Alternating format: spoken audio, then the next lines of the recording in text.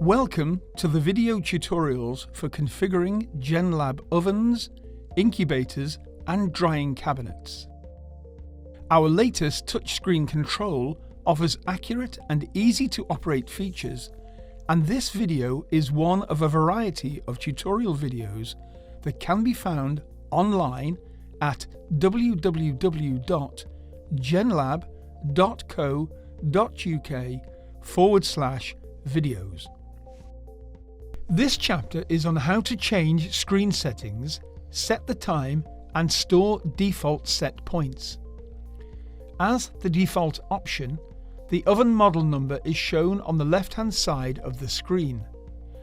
This text can be overwritten if preferred to suit your particular installation.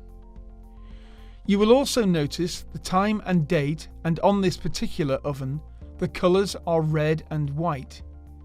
To change any of these, press the config icon, enter the password 0381 using the up and down keys, and then press enter. Press the screen settings. Press the display. Press the screen text commands. You can now change this text as follows using the up and down keys. By checking back to the home screen, you can see this is now displayed here. You have a maximum of 10 characters for the screen text. The times can also be changed from this menu by simply highlighting the field you want to change and press the up and down icon.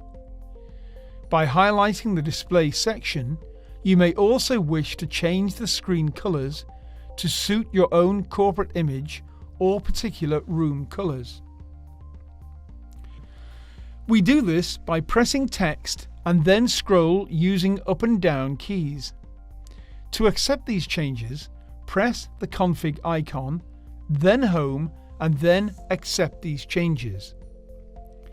You can now see that the screen text is black, and also the oven number is now changed on the run screen.